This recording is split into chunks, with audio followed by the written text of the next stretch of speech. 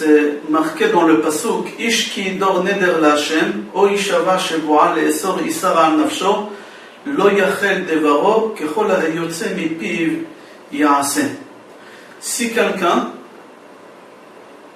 il fait un serment, il s'est engagé à faire quelque chose, il est obligé de le faire. Mais Chachamim conseille, même quelque chose que tu sais que tu le feras, n'y t'engage jamais. N'y t'engage jamais.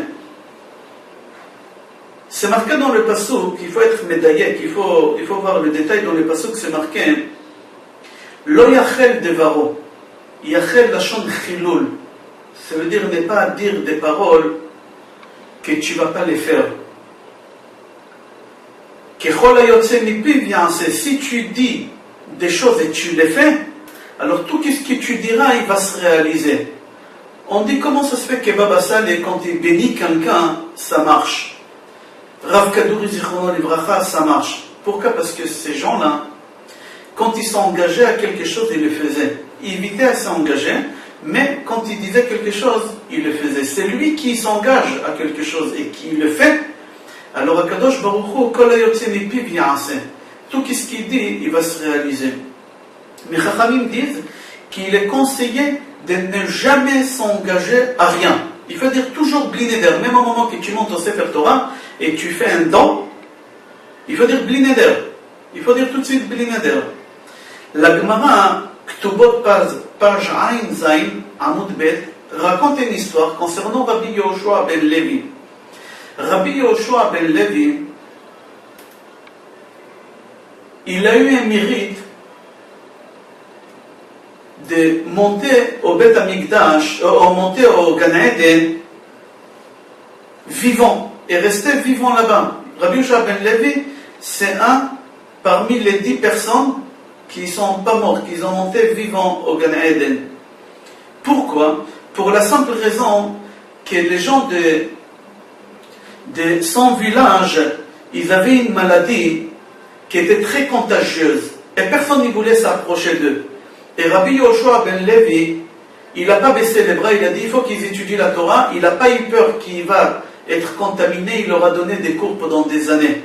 Il a été protégé, il a dit la Torah Megina ou Matzila, la Torah protège. Akadosh Baruch Hu, suite à ça, il a fait en sorte, on va voir l'histoire que la Gemara raconte, qu'il monte vivant au Gan Eden.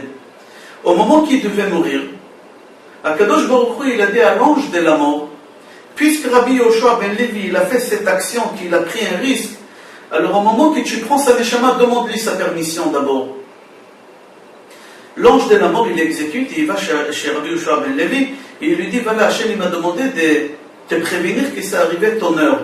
Il a dit, puisque tu me poses la question si je suis d'accord, oui ou non, je ne te donne pas l'autorisation, d'abord je veux que tu me montes au ciel, tu me montres ma place au paradis.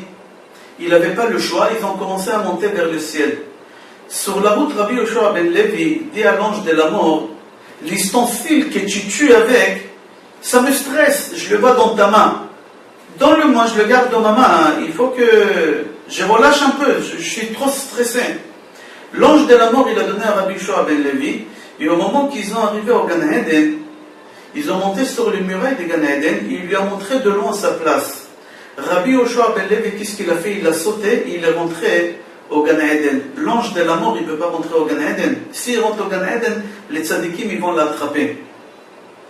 Il a dit à Rabbi Yehoshua ben Levi, rends-moi mon ustensile. Il lui a dit non, à une seule condition, et je jure, si tu ne t'engages pas à la faire, je ne te rends pas. Je veux à partir de maintenant, quand tu vas tuer quelqu'un, tu deviens invisible. Parce que jusqu'à Rabbi Yehoshua ben Levi, quand quelqu'un il mourait, on le voyait. Par exemple, dans une salle, il y a 1000 personnes, quelqu'un il doit mourir, chas v'shalom, une crise cardiaque, l'ange de la mort il prend sa neshama. Tous les gens de la salle, ils voyaient l'ange de la mort. Il y a beaucoup de gens, à part ça, ils mouraient des peurs, ils croyaient que c'était pour eux. Il lui a dit, je ne peux pas réaliser, puisque tu me demandes, il faut que je demande l'autorisation de Hachem. Rabbi Yehoshua ben Levi, il lui a dit, moi je suis très bien au paradis, il va demander. Il va demander à Hachem, et il lui dit, Rabbi Yehoshua, il a juré qu'il ne va pas me rendre l'ustensile si. Dieu lui a dit, vérifie dans les livres de la vie de Rabbi Yehoshua ben Levi, si un jour il a juré il a respecté, ou même il n'a pas respecté, ou il a respecté dans n'importe quel cas, si une fois il s'est engagé à quelque chose, je t'autorise à le faire sortir du paradis. Je t'autorise à le faire sortir par force de là-bas. L'ange de la mort, il était sûr et certain que Rabbi Yehoshua ben Levi, 86 ans, c'est impossible qu'il n'a pas juré. C'est impossible. Il a dit, c'est sûr, il a commencé à vérifier dans ses livres, il voit qu'il jamais il a juré. Et il a dit à Hachem, jamais il a juré. Hachem, il lui a dit, Kechol hayotzi mipiv ta'aseh. Tout ce qu'il t'a dit, tu le feras. Et il était obligé de laisser Rabbi Yehoshua ben Levi là-bas, vivant, et il s'est engagé à devenir invisible, et il a récupéré l'ustensile, il est parti. Qu'est-ce qu'on voit de cette histoire? Au moment qu'un tzaddik, au moment qu'un juif simple, il s'engage à quelque chose, il tient sa parole, alors tout ce qu'il demandera, il va se réaliser. Mais au moment que quelqu'un il s'engage à tort et à travers comme ça, il ne fait pas ce qu'il s'est engagé, alors chas v'shalom, toutes ces prières ne seront pas réalisées. Je vous souhaite Shabbat Shalom, Bracha ve'atzlacha et Kol Tov.